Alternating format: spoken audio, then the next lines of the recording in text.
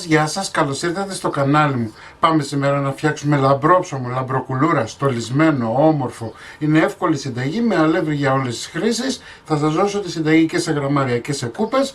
Οπότε μην ξεχνάτε να κάνετε κοινοποίηση στα βίντεό μου, να κάνετε γραφούλα στο κανάλι μου. Ό,τι θέλετε να έρθετε στις ομάδες μας, μαγειρικές απολαύσεις και Γιώργος Ζόλης μαγειρικές απολαύσεις. Γράψτε μου ένα σχόλιο από που με βλέπετε ή αφήστε μου μια καρδούλα, γιατί με βοηθάτε πάρα πολύ με αυτό. Και τώρα πάμε να σας δείξω την εκτέλεση και τα υλικά. Όπως λέω σε όλα μου τα βίντεο, οι συνταγές που αφορούν ζύμες μπορούν να γίνουν και στο χέρι, μπορούν να γίνουν και σε ζυμωτήριο, έτσι, σε κουζινομηχανή. Όσοι έχουν κουζινομηχανή τη χρησιμοποιούν, όσοι δεν έχουν, ένα 5 λεπτό ζύμαμα και τελείωσε η υπόθεση. Λοιπόν, 625 γραμμάρια χλιαρό νερό. Είναι 2,5 κούπες. Η δοσομετρική μου κούπα είναι αυτή, έτσι, χωράει 250 γραμμάρια νερό. Λοιπόν, 625 γραμμάρια χλιαρό νερό, 2,5 κούπες. 50 γραμμάρια ελαιόλαδο, 4 κουταλιές της σούπας.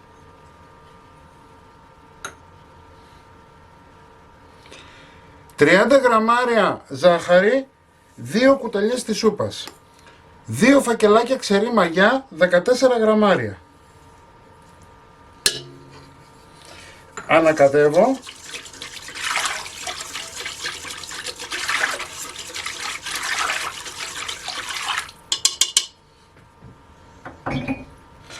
Θα ρίξω 1050 γραμμάρια αλεύρι για όλες τις χρήσεις, είναι 7 κούπες.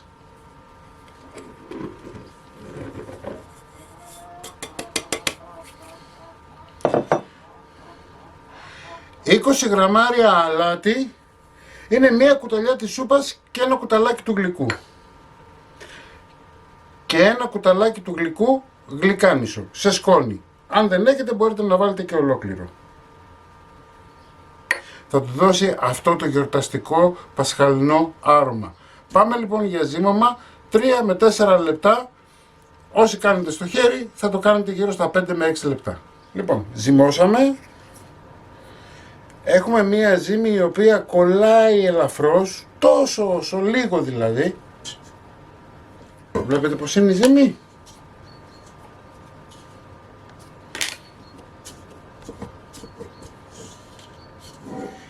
Λίγο ελαιόλαδο στον κάδο. Βλέπετε.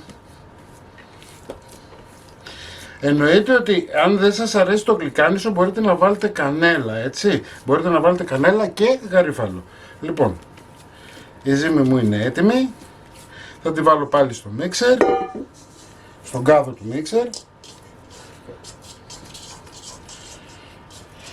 Θα σκεπάσω με ένα πανάκι και θα το αφήσω να διπλασιαστεί γύρω στα 30 με 40 λεπτά. Το ζυμαράκι μας έχει φουσκώσει, έτσι. Πάμε να το αδειάσουμε. Θα το ξεφουσκώσουμε. Ωραία. Λοιπόν, και τώρα θα κόψουμε σε 4 ίσα μέρη. Έκοψα σε 4 ίσα μέρη και πάμε τώρα με λίγο αλευράκι να ανοίξουμε κορδονάκια. Ανοίγετε τόσο όσο, έτσι, να ξεκουράζεται, αφήνουμε στην άκρη να ξεκουράζεται η ζύμη. Πάμε στο επόμενο. Δεν χρειάζεται να βάλετε πάρα πολύ αλεύρι, βλέπετε εγώ έχω βάλει τόσο όσο ίσα να μην κολλάει στον πάγκο. Παίρνουμε το πρώτο που έχουμε ανοίξει, να του κάνουμε το τελικό άνοιγμα. Το ανοίγετε όσο θέλετε για να κάνουμε τη λαμπροκουλούρα, δηλαδή ανάλογα το μέγεθος που θέλετε να κάνετε τη λαμπροκουλούρα σας.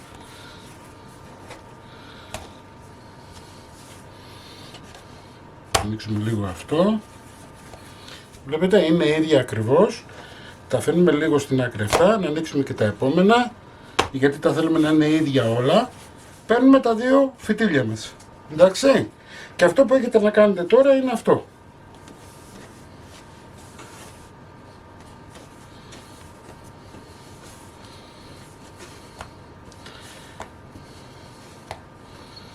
Προσέχτε, είναι σημαντικό να τα κάνετε όλα από μία φορά, έτσι.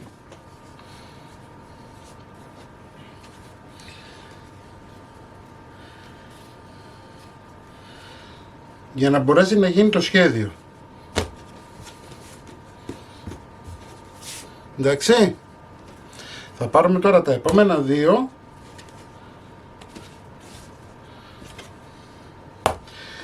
και θα τα κάνετε από την ίδια φορά πάλι. Βάζουμε δίπλα-δίπλα τα κορδόνια που έχουμε πλέξει. Όπως είδατε έστριψα από εδώ. Εντάξει. Έκανα δηλαδή αυτή την κίνηση. Τώρα θα κάνουμε την ανάποδη. Εδώ. Εδώ. Εδώ. Εδώ.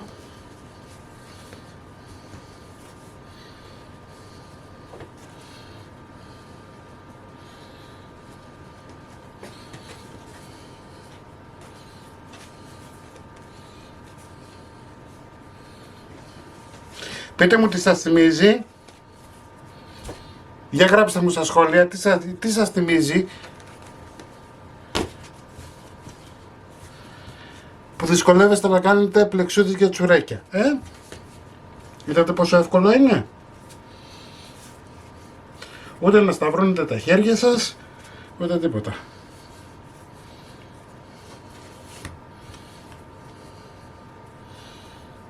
Λοιπόν, θα πάρουμε εδώ το ένα κομμάτι, θα το περάσουμε από κάτω. Ωραία. Θα πάρουμε και αυτό από εδώ, να το περάσουμε από κάτω. Εδώ τώρα που είναι λίγο αδύνατο, θα πιάσετε να βάλετε το αυγό σας. Όπως είναι το παίρνουμε, το βάζουμε σε ταψί με λαδόκολλα. Το αφήνετε 20 λεπτά να φουσκώσει και επανέρχομαι να σας δείξω την υπόλοιπη διαδικασία.